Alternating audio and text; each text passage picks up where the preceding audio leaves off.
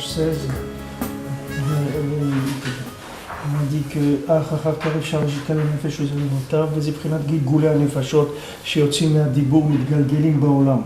donc on a dit ça, c'est les Gilgul Nefashot qui sortent par la parole et qui s'incarnent dans le monde, dans des individus. Donc les paroles, ça a une forme d'incarnation. C'est pour ça que on l'a dit déjà, mais le lien de la Shonara, pourquoi c'est quelque chose de grave? Parce que ça fabrique des âmes négatives qui vont faire faire des avérotes à des gens. C'est-à-dire, quand on parle du mal, alors ce mal-là, une fois qu'il est sorti de la bouche, alors on a fait sortir une énergie, une âme négative qui va dans le monde et qui va faire du négatif.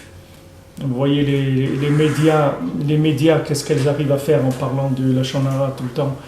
Les médias, elles orientent les opinions publiques. Pourquoi? Parce qu'elles fabriquent des âmes négatives sans arrêt en parlant du mal de celui-là et du mal de l'autre, etc. Ça fait qu'il y a des âmes négatives qui vont circuler dans le monde et qui vont faire du mal. Et le bien aussi, c'est exactement la même chose que maintenant les Gilgul Nefashot, c'est-à-dire les Mishpatim de la Torah, les halachot de la Torah. Quand quelqu'un il va faire des échanges d'après la Emunah, d'après les halachot de la Torah, alors ces halachot-là, elles vont lui permettre de récupérer que le positif. C'est ça notre façon de fonctionner, parce que si maintenant s'il n'y avait pas cette protection du Shulchan Aruch, on n'aurait jamais pu lutter contre le mal qu'il y a dans le monde, puisque proportionnellement, le vouloir négatif qu'il y a dans le monde, il est beaucoup plus grand que le vouloir positif. Si vous prenez proportionnellement combien de gens qui veulent faire du mal dans le monde, qui sont intéressés par le mal, il y en a beaucoup plus que des gens qui sont intéressés par le bien. Alors comment c'est possible que les gens qui sont intéressés par le bien, ils vont gagner? Le lien, c'est que le Ham Israël, il a une protection, c'est les Shulchan Aruch. La halakha, ça protège. C'est-à-dire que quand quelqu'un garde la halakha, il se protège de ses souffles négatifs. Fait qu'en fait, les souffles négatifs, ils n'arrivent pas chez lui. C'est-à-dire quand ils arrivent, ils sont bloqués, ils n'arrivent pas à rentrer. Alors, souvent, quand quelqu'un on voit que les Chachamim, dès qu'ils avaient quelque chose qui arrivait, qui n'était pas... Comme je vous avais raconté à Fraikin, une fois, il était dans la rue à Aix-les-Bains Shabbat. Il y a quelqu'un qui est passé en vélo à côté de lui et qui il a traité de sale juif. Alors lui, il s'est arrêté, il a cherché dans ses poches, il a trouvé qu'il avait un mouchoir dans la poche. Là-bas, on n'avait pas le droit de porter, il n'y avait pas de héros. Il a trouvé un mouchoir dans sa poche Shabbat. Il a dit, tu portes Shabbat, t'es un sale juif. Il a raison. C'est-à-dire qu'eux, ils prenaient pas, ils savaient que si quelque chose arrive, ça veut dire qu'il y a un trou quelque part, c'est-à-dire qu'il y a un problème quelque part. C'est pour ça que cette chose-là, elle est arrivée là. C'est-à-dire qu'il y a eu quelque chose dans la halakha, il y a une faille quelconque dans la halakha.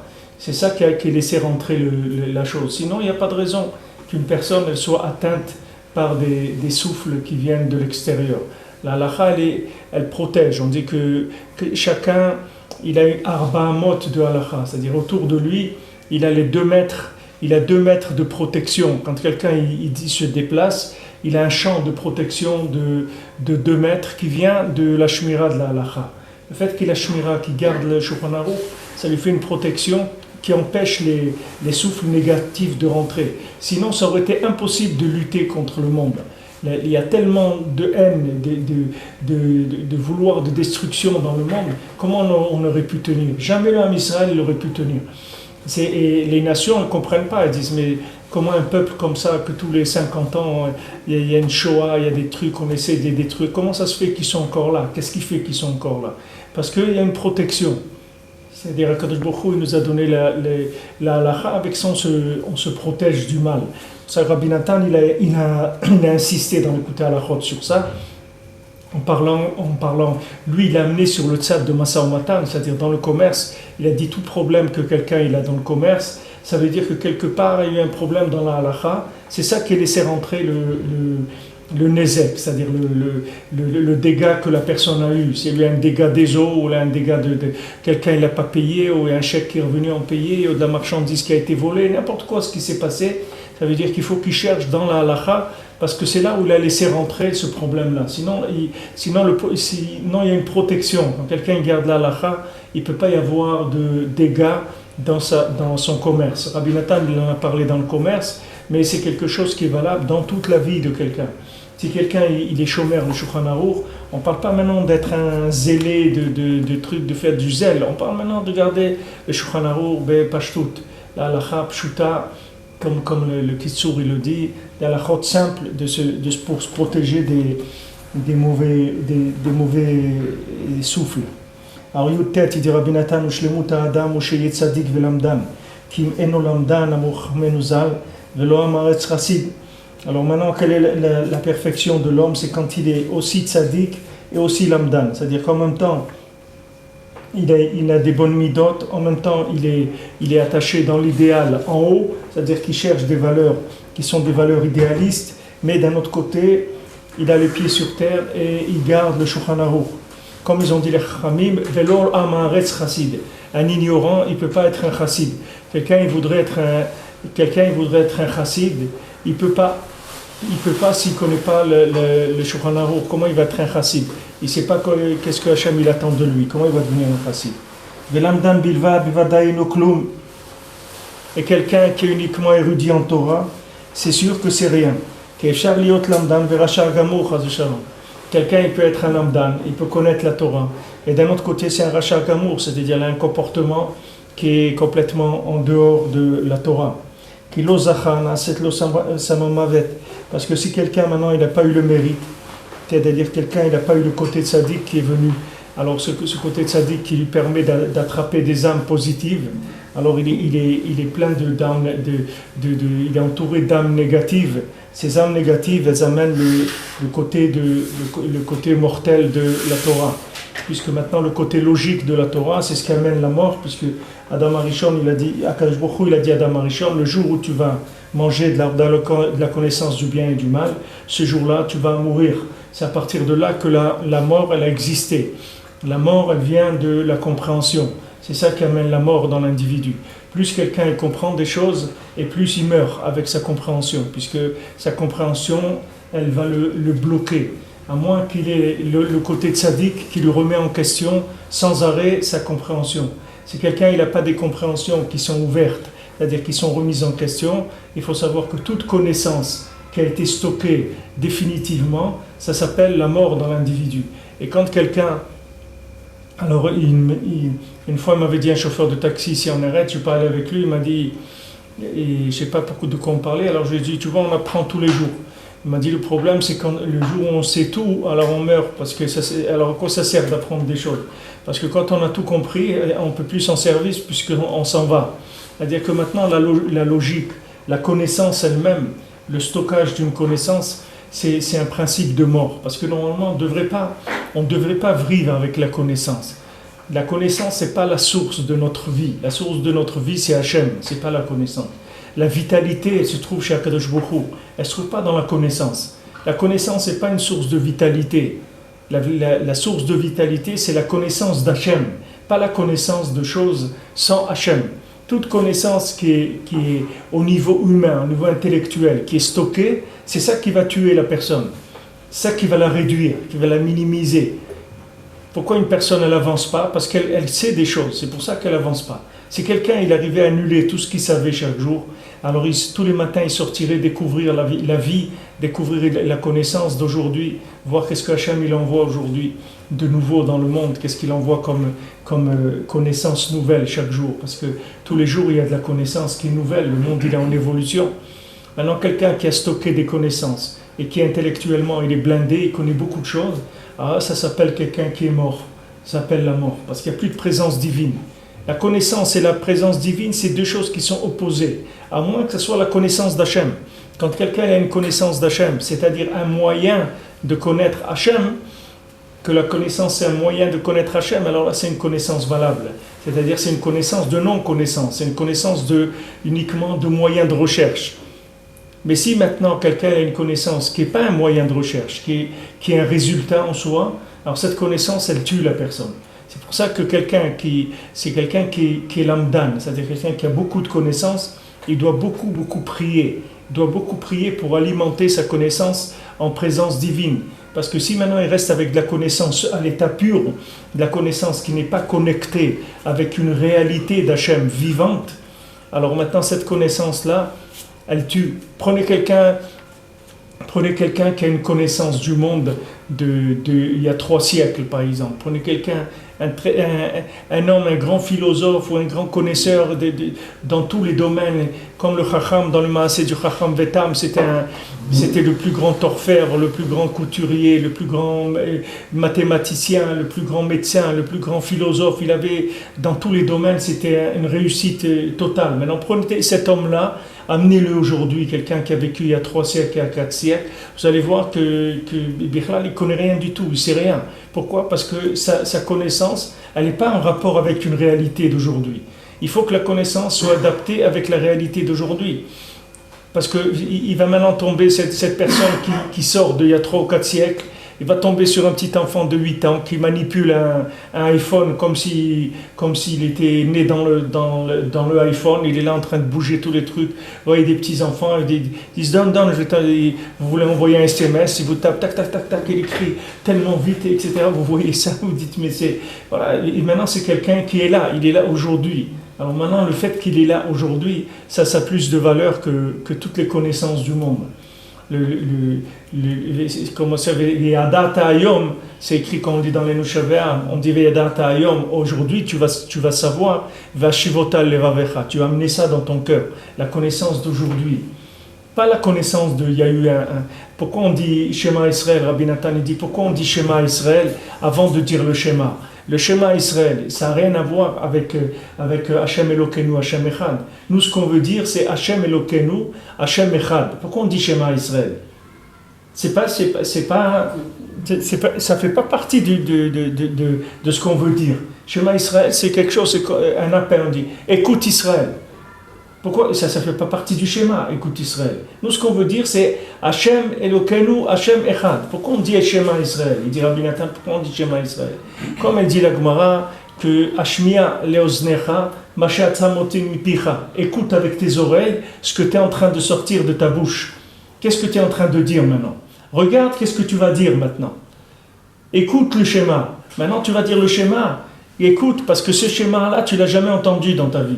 Et tu dis, mais attends, je l'ai fait 1000 fois le schéma déjà. Non, schéma Israël, écoute. Écoute, comme quelqu'un, tu lui dis, il dit à Ben Nathan, comme quelqu'un, tu lui dis, viens écouter, je vais te dire quelque chose, tu vas voir, quelque chose d'extraordinaire. Il dit, ah bon, oui, viens, je vais te dire quelque chose, un chidouche nifla. Ah oui, alors dis-moi, Hashem Elokeinu, Hashem Echad. Il dit, mais attends, je sais, non, tu sais pas ça. Parce qu'Hashem Elokeinu, Hashem Echad d'aujourd'hui, tu l'as jamais entendu dans ta vie. Ce Hachem-là, comme il se manifeste aujourd'hui, tu ne l'as jamais entendu dans ta vie. Maintenant, le fait que tu répètes tous les jours, alors tu crois que tu sais quelque chose. Mais le Maaseh, tu ne sais rien du tout. Si on arrivait à annuler la connaissance, vous voyez un petit enfant, il est là, il s'est disputé, il a pleuré, il est trucs et tout, vous voyez 2 secondes après, il est en train de rigoler, il vient, il rejoue, etc. Comme s'il n'y avait rien eu, il ne s'est rien passé du tout, Bichlal. Vous le regardez, vous croyez qu'il est parti pour une crise pour 1 heure ou 2? Pas du tout, ça prend quelques secondes, il est revenu sur le ring, il s'est remis, il est là, il rigole, ça y est, c'est passé. Même quand on dispute, même quand on se fâche nous-mêmes avec lui, c'est-à-dire que 3 minutes après, pour lui, c'est fini. Encore un petit peu tranquille, là, mais... Lui, c'est passé. Parce que l'enfant, le fait que l'enfant, il a des moyens de stockage de connaissances qui sont limités, par rapport à un adulte, c'est ça qui fait qu'il a cette vitalité-là. Si un adulte, il arrivait à faire de sa connaissance comme un enfant, c'est-à-dire sa connaissance, il a utilisé comme moyen de trouver Hachem aujourd'hui. Et maintenant, une fois qu'il a trouvé ce qu'il a trouvé, il n'a pas trouvé ce qu'il devait trouver, tant pis, il a mis de côté et il passe à autre chose le lendemain. Il change, il est dans autre chose. Il va chercher dans un autre domaine. Quand vous prenez n'importe qui est dans de la recherche, il ne va pas rester il va pas refaire les mêmes opérations tous les jours. Il va chercher là, il va faire des expériences dans un domaine, dans un autre. Il va tout le temps essayer de varier ces zones de recherche pour trouver quelque chose. Maintenant, dans la Torah, il faut savoir que tout est chadash chaque jour. Quelqu'un qui a la Torah, c'est l'ikar de la Torah, c'est la itrachut. Maintenant, la itrachut, le renouvellement, c'est l'opposé de la connaissance. La connaissance et le renouvellement, c'est quelque chose qui est entièrement opposé, qui n'a rien à voir. Parce que plus quelqu'un il a de connaissances, moins il va se renouveler. Plus quelqu'un il a de la émouna, et plus il va utiliser la connaissance comme un moyen de recherche d'Hachem. Donc dès que vous avez mis la connaissance comme un moyen et pas comme une finalité, ça y est, la connaissance elle a perdu son côté mortel. Parce que vous l'avez mis comme un moyen, c'est tout. Comme vous avez des outils, vous avez une boîte à outils à la maison, mais votre boîte à outils, c'est pas le résultat c'est pas construire une maison, une boîte à outils. Une boîte à outils elle va vous servir à faire des choses, mais elle-même c'est une boîte à outils, on l'utilise quand on a besoin, c'est tout. La connaissance, le fait de mettre la connaissance en avant, le côté lamdan, le côté érudit dans la Torah en avant, c'est quelque chose qui tue la personne. Achoud, ça le tue. Et après, qu'est-ce qu'il fait? Une fois que maintenant, comme la connaissance c'est quelque chose qui dépend de Brit Tata, c'est-à-dire que la connaissance c'est quelque chose qui dépend de l'alliance d'en bas, c'est-à-dire c'est le principe de la Mishnah. Le principe, les 6 traités de la Mishnah, c'est les 6 jours de la semaine. C'est la connaissance d'en bas, de ce monde tel qu'il est ici. Maintenant, si quelqu'un il rentre trop dans la connaissance de ce monde tel qu'il est ici, qu'est-ce qu'il va ramasser? Il va ramasser des souffles négatifs à la fin. Parce que ce monde tel qu'il est ici, si vous le gérez sans Shabbat, c'est-à-dire sans le Brit Ilaha, sans l'alliance d'en haut, ce monde-là, il finit après produire que du négatif, puisqu'il produit après des instincts de consommation. C'est ça la finalité de ce monde. Ce monde-là, si vous le coupez du monde futur, c'est un monde de consommation, c'est tout, il n'y a rien d'autre dans ce monde. Que ce soit une consommation au niveau du corps mamash ou une consommation au niveau des honneurs, de la réussite sociale, n'importe quelle chose, c'est que de la consommation. Ce monde, si vous l'isolez, c'est un monde de consommation. Il y a des gens dominés, il y a des gens qui dominent, il y a des gens... Ce monde-là, c'est que des rapports de consommation, c'est tout. Avoir beaucoup d'argent, avoir ça, tout pour avoir plus de plaisir, plus d'honneur, plus de pouvoir, etc. Ça, c'est ce monde tout seul. Si vous l'isolez, voilà ce qu'il donne. Maintenant, si vous utilisez la connaissance de ce monde pour mettre en place la réalisation de l'idéal du monde futur, alors ce monde-là, il sert à quelque chose d'extraordinaire. Parce que ce monde-là, ça devient un moyen. Pourquoi les Khamim disent ce monde-là, c'est un prosdor, c'est un couloir qui amène au monde futur. Pourquoi ce monde-là, c'est un couloir qui amène au monde futur? Parce que ce monde-là, c'est un couloir. C'est un quai de la gare, c'est un buffet de la gare. C'est pas un endroit où la personne elle est arrivée. La personne elle n'est pas arrivée à cet endroit-là encore. L'endroit où elle est arrivée, c'est le Olam Haba. C'est pas le Olam Hazé. Le Olam Hazé, c'est juste un passage. On est de passage. Maintenant, si on prend ce monde-là comme un monde de passage, c'est-à-dire si on utilise la connaissance comme un moyen de passage pour arriver au but, alors à ce moment-là, la connaissance, elle va être extraordinaire parce qu'elle va nous permettre de vivre l'idéal de façon précise dans ce monde. C'est ce qui s'appelle l'amdan, et l'autre côté d'idéal, c'est le côté tzaddik. Donc maintenant, la connaissance de la halakha, que c'est matat, que c'est l'ange de la Mishnah, les 6 jours de la semaine, c'est pour gérer la vie dans ce monde. Une fois que quelqu'un il va mourir, il n'a pas besoin de Shulchan Aruch. D'ailleurs, dans l'Olam Haba, il n'y a pas de Shulchan Aruch, il n'y a pas besoin.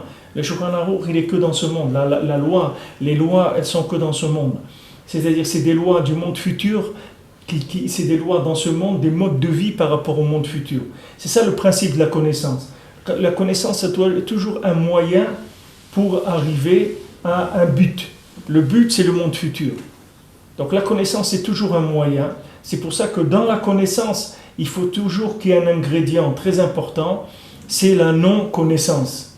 C'est-à-dire que toujours il y ait ça dans la connaissance. C'est-à-dire la connaissance, il faut toujours mettre dedans quelque chose qui remet en question la connaissance. Toujours. Si maintenant quelqu'un ne remet plus en question sa connaissance, il s'est emprisonné dans ce monde. Et ça n'a aucune valeur, sa connaissance. Même si même si c'est une connaissance de très haut niveau. Je vous dis, prenez quelqu'un qui a vécu il y a 2 siècles, avec une connaissance de très haut niveau, vous allez voir qu'aujourd'hui il est nul par rapport à ce qu'il y a aujourd'hui. Donc vous voyez que la connaissance fermée, C'est une connaissance qui n'exploite que l'instant, mamash. Elle se fait dépasser. Tout le temps, elle se fait dépasser, la connaissance. La connaissance, elle est toujours dépassée. Pourquoi aujourd'hui vous allez écouter le cours d'un rab, il va vous faire un cours pendant 1 heure, ça va vous ennuyer, vous parber, truc, vous allez partir, vous avez rien appris du tout, ça vous intéresse pas. Pourquoi? Pourtant, c'est de la Torah qui vous dit. Qu'est-ce qu'il y a? Mais c'est une Torah qui elle a rien à voir avec aujourd'hui. Elle n'est pas connectée avec aujourd'hui, donc ça ne peut pas vous intéresser. Qu'est-ce que ça vous apporte? On n'est pas venu maintenant, on n'est pas venu visiter le musée du Louvre, on a autre chose à faire dans notre vie. Non, maintenant on est malade, on a des problèmes, on est triste, on est coléreux, on est envieux, on est tout ce qu'on veut, on a des problèmes. On aime l'argent, le manger, les femmes, les trucs et tout. Mais c'est ça, nous maintenant, ce qu'on veut, c'est quelqu'un qui nous aide à nous sortir de ça. Pas quelqu'un qui va nous raconter, qui va nous faire une visite guidée du Louvre. Il dit, venez, je vais vous faire visiter ce que c'est la Torah. Alors voilà, à l'époque du roi Salomon, il y avait des gens qui disaient, ah, donc qu'est-ce que tu veux que je fasse? Moi, je suis malade, mon ami. Je suis rentré à l'hôpital, tu es en train de me faire visiter les salles des radios, et dire, regardez le matériel qu'on a ici, c'est magnifique, etc. Je dis, monsieur, vous avez oublié que je suis rentré aux urgences, moi? Vous êtes en train de me faire visiter votre hôpital, c'est magnifique. Vous me ferez visiter ça une fois que j'aurai guéri. Mais maintenant, vous n'avez pas remarqué par où je suis rentré? Je ne suis pas rentré par la porte des visiteurs. Je suis rentré par les urgences. C'est par là que je suis arrivé. Donc ne me faites pas visiter l'hôpital, c'est pas pour ça que je suis là. Moi, je suis là pour guérir. Donnez-moi des solutions pratiques et concrètes parce que moi, je suis venu pour me soigner. Dites-moi ce qu'il faut faire, je vais essayer de le faire. Alors ça, si vous voulez, le problème de la connaissance, quand la connaissance elle est pas remise en question, alors elle va automatiquement vers la mort et elle n'intéresse plus personne. C'est le côté lamdan, c'est pour ça qu'on dit le côté lamdan tout seul, il ne vaut rien du tout.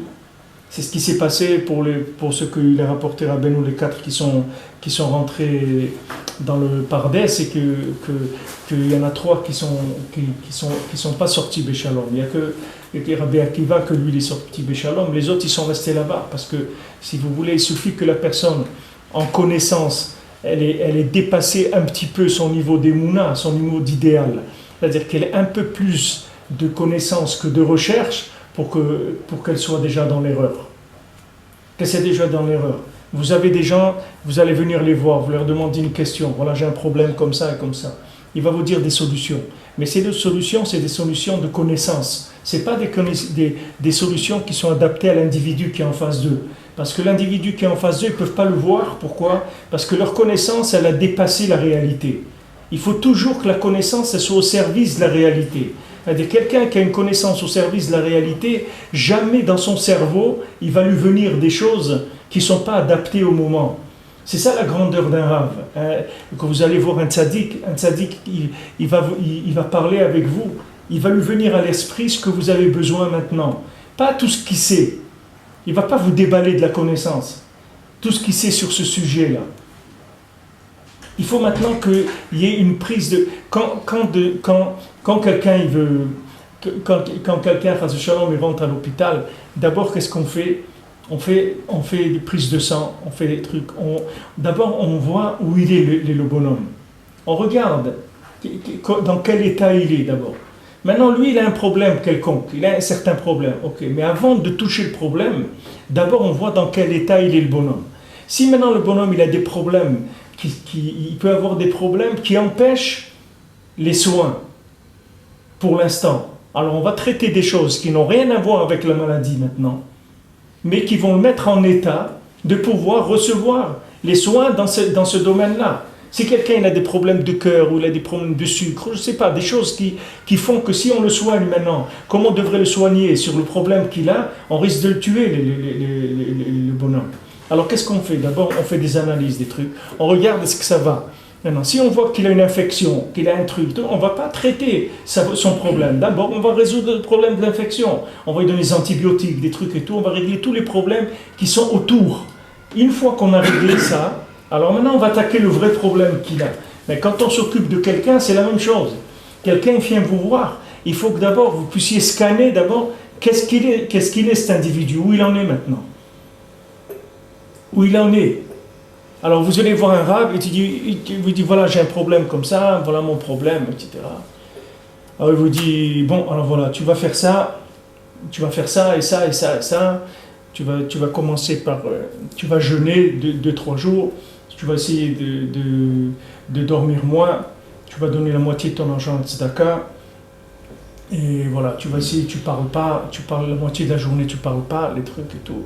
Voilà, tu vas faire ça, par exemple, il va vous donner un menu comme ça. C'est un très bon menu, il n'y a pas de problème. Ça peut être un très bon menu, mais le problème c'est que cette personne maintenant qui est en face de vous, il n'a même pas envie de vivre.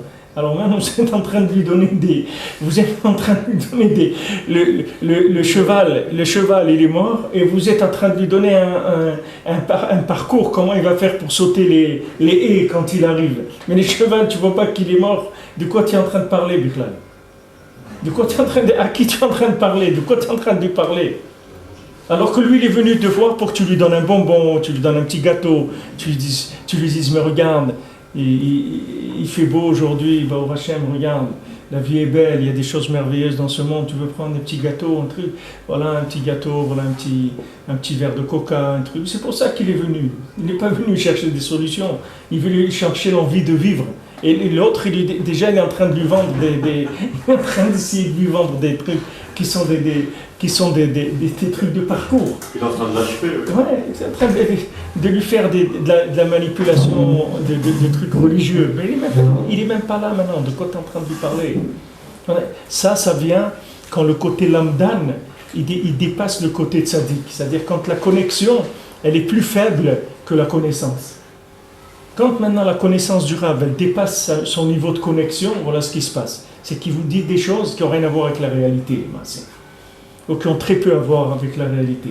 Combien de rabbanim, ils ont regretté ce qu'ils ont dit, après ils ont dit qu'ils se sont trompés, etc.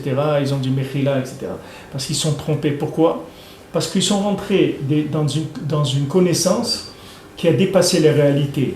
Et le problème, c'est que quand la connaissance dépasse la réalité, on peut arriver à l'opposé de la vérité mamash. L'opposé, c'est pas maintenant qu'on n'est pas à côté de la vérité, on est un peu loin, c'est qu'on peut arriver à l'opposé mamash. Parce que si vous prenez la connaissance et vous la poussez au bout, ça reste toujours une connaissance des 6 jours de la semaine. Ça reste toujours une connaissance de ce monde. Et la connaissance de ce monde, elle fait qu'à la fin, la personne, elle se trompe. Pourquoi? Parce qu'elle a oublié qu'il y a un autre monde. Elle a oublié complètement qu'il y a un autre monde. Si vous prenez par exemple un poulet qui a une question sur le poulet, s'il est cachère ou pas, eh bien ce poulet-là, pour un pauvre, il va être cachère, et pour un riche, il ne va pas être cachère. On dit, ben attends, le poulet lui-même, il est cachère ou il n'est pas cachère? Et il dit, ça dépend pour qui? Comment ça dépend pour qui? Mais non, il n'y a pas de... Il n'y a rien. Il n'y a rien. Ce monde-là, il n'existe pas. Ce monde-là, il prend la forme de la situation. Est-ce que cette personne-là, elle est pauvre? Est-ce que maintenant, si je lui dis que le poulet, il n'est pas cachère, il aura de quoi acheter un autre poulet pour Shabbat? Il n'aura pas, alors le poulet, il est cachère. Ça ne veut pas dire par là que quelqu'un il a le droit d'acheter des poulets pas cachers s'il n'a pas d'argent, c'est pas ça que je veux dire. Mais il y a certaines questions dans la halakha qui sont fines, c'est-à-dire que maintenant, c'est pas tout à fait 100% pas cachère. Mais si quelqu'un il est riche, on va pas prendre de risque avec lui. On lui dit non, allez, pas cachère, parce que lui il peut en acheter un autre, c'est pas un problème. Donc on va le placer à un autre niveau. Quelqu'un qui est pauvre, au contraire, on va essayer d'être plus coulant avec lui parce qu'il n'aura pas les moyens d'acheter un autre. Donc on voit que le poulet, il peut être cachère ou il peut ne pas être cachère, dans la même situation. Ça dépend de quoi? Ça dépend de la réalité de la chose, du moment. C'est ça qui va faire la décision. C'est pas la connaissance. Parce que d'interdire, c'est facile. De dire tout c'est pas cachère, c'est facile. De dire tout est cachère, c'est facile. Mais de maintenant avoir une connaissance qui est adaptée à la réalité, c'est ça qui est difficile. Alors le côté lamdan, il doit toujours être collé au côté tzaddik. C'est-à-dire tzaddik et lamdan, c'est deux choses qui doivent toujours être ensemble. Maintenant, c'est normal que quelqu'un qui est pas lamdan, qui connaît pas la Torah, il peut pas arriver aux applications qu'il faut dans ce monde, puisqu'il connaît pas les normes d'application dans ce monde. Il faut qu'on connaisse les normes d'application. Les normes d'application, c'est le Shulchan Aruch. Toute la Mishnah, toute la Gemara, elle est faite pour arriver au Shulchan Aruch, à la halakha, pour trouver la halakha. Mais maintenant, il faut savoir que si on rentre trop dans la halakha et qu'on oublie le Shabbat, c'est-à-dire qu'on oublie le côté tzaddik, qu'on oublie le Olam Haba, alors dans cette halakha même, on va se perdre complètement. Et puis on peut arriver à des choses qui sont complètement à côté. Complètement à côté et qui peuvent aussi donner à la personne une telle sensation de maîtrise de la connaissance qu'elle se ferme. Et après comme quelqu'un il a demandé, je ne sais pas qu'est-ce qu'il avait demandé la semaine dernière, mais comment on fait pour rester, qu'est-ce qui empêche les gens de recevoir les nouvelles choses? Alors c'est quand les gens ils sont trop rentrés dans la connaissance, ils ont attaché trop d'importance à leur connaissance, ils ont trop de certitude dans leur connaissance, alors ils deviennent fermés complètement à l'ouverture de méthodes nouvelles. Mais Hachem il envoie des méthodes nouvelles. Quelqu'un qui a vécu en Égypte pendant 2 siècles, on est sorti de 210 ans, d'accord? Il y avait 2 siècles de vécu en Égypte. Maintenant, il vient à Moshe Rabbeinu, il dit on sort, tel jour on sort. Akadosh Baruch Hu, il a dit voilà, c'est fini, on sort. Alors, on dit où on va et tout, je ne sais pas, mais en tout cas, on sort. On prend la route, on sort d'Égypte. Maintenant, il fallait maintenant, pour arriver à accrocher à quelque chose comme ça, il fallait une remise en question d'une connaissance. Parce que si quelqu'un n'a pas une remise en question de sa connaissance, il ne va pas sortir. Il ne peut pas sortir. Parce qu'il a tellement quadrillé sa vie avec sa connaissance qu'il n'y a pas d'ouverture pour lui pour quelque chose de nouveau. Et il dit non, mais la vie, c'est ça la vie. C'est comme ça la vie. De quoi tu parles? Tu veux nous amener quelque chose de nouveau? Mais c'est pas ça la vie. Moi j'ai ma vie, voilà, elle est comme ça, elle est logique, etc. Voilà les aimants. Mais c'est pas vrai. Peut-être des gens qui ont peur de s'égarer aussi, à force de vouloir. Mais c'est la même chose. La peur de s'égarer, c'est la même chose. La peur de s'égarer, elle vient du manque de Emouna. Il n'y a personne qui s'est jamais égaré dans ce monde. Les seuls gens qui se sont égarés dans leur tête. C'est là où ils sont égarés. Ils ne sont jamais égarés. Celui qui a suivi Hachem ne s'est jamais égaré dans sa vie. Il n'y a que celui qui a essayé de maîtriser sa vie avec sa tête que lui s'est trompé. Rabbi Nachman dit celui qui va avec sa tête, qui va d'après ce qu'il comprend, il peut arriver à des erreurs monumentales. Il dit combien de gens ils ont gâché toute leur vie avec ce qu'ils avaient dans leur tête, avec leur compréhension. Il dit qu'il ne faut pas bouger des paroles des tzadikim, des paroles orales des tzadikim, de la Torah orale des tzadikim, parce que quand les tzadikim ils te disent quelque chose, il faut faire attention, parce que ça c'est une réalité, ça c'est ça la vraie réalité. C'est pas maintenant des histoires que quelqu'un il est en train de dire des chidushim de Torah. Quand les tzadikim te disent fais comme ça, alors il faut vraiment faire comme il te dit, parce qu'il n'y a pas d'autre possibilité de vivre la chose. Le tzaddik il dit quelque chose, il faut le faire. Comme Moshe Rabbeinu dit à minuit on sort, ça veut dire à minuit on sort. D'abord on sort, et d'abord c'est à minuit qu'on sort. Et on ne sortira pas à un autre moment. Parce que c'est comme ça. Hachem il a décidé comme ça. Et ça c'est venu dans la bouche des tzaddikim aujourd'hui. Le tzaddik qui t'a dit voilà c'est comme ça. Quand Rabbi Nachman dit Uman Shana, ça il faut écouter. Il faut écouter parce qu'il n'y aura pas d'autre méthode. Et vous verrez qu'un jour tout le monde va venir à ça. C'est dommage que les gens ils viennent pas rapidement parce qu'on est en train de perdre du temps, c'est tout. On est en train de perdre du temps. Parce que si les gens les écoutaient, le monde il aurait été réparé déjà depuis longtemps. On aurait fini avec la souffrance de ce monde.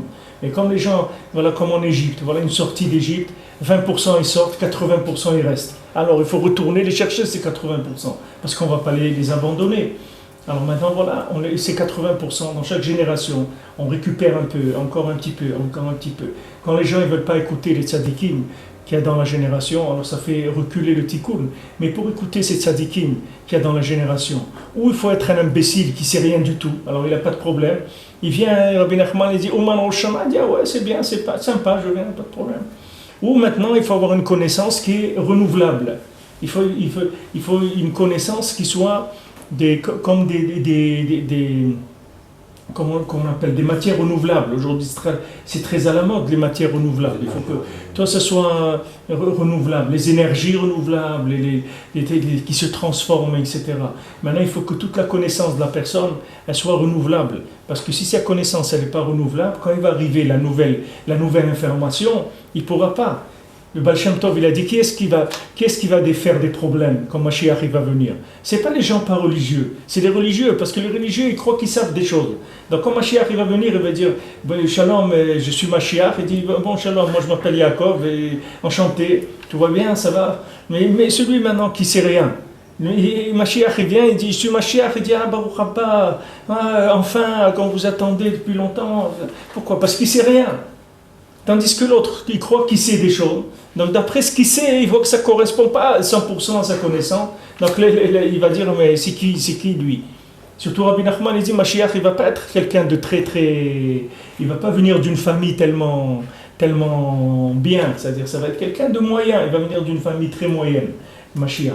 Alors les gens vont dire, qui c'est celui-là? C'est le Mashiach, mais pas... Il dit il y a un Sipurim Masiot où Rabbi Nachman il dit que il y a un pays où ils avaient perdu leur roi et à un moment ils ont vu qu'ils avaient un jardinier qui s'occupait du jardin et ce jardinier là il était fou, il était un peu fou. Alors ils ont commencé à chercher le roi et ils n'ont pas trouvé le roi. Alors un jour ils se sont levés, ils ont dit mais peut-être ce jardinier là qui est fou là, mais c'est peut-être lui notre roi. C'est peut-être lui. On s'est tellement perdu qu'on ne sait même plus qui c'est notre roi. Mais peut-être ce jardinier qu'on croit que ce jardinier est fou, peut-être c'est lui le roi. Et ils ont vérifié, ils ont dit qu'effectivement c'était lui le roi. Il était là. Mais comment il s'est présenté? Comme un jardinier fou. C'est ça leurs yeux, comment il était aujourd'hui. Alors maintenant Mashiach il va venir, les gens ils vont le voir comment? Ils vont le voir comme un gitan, comme un hippie, comme un...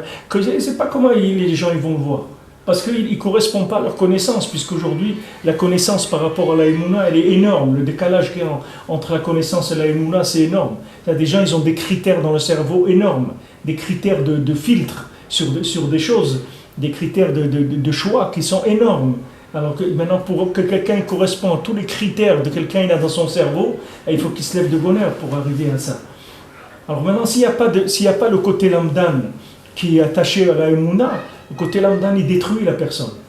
Après, c'est ça le côté mortel de la Torah, c'est que même Mashiach vient, la personne, elle n'a pas la force.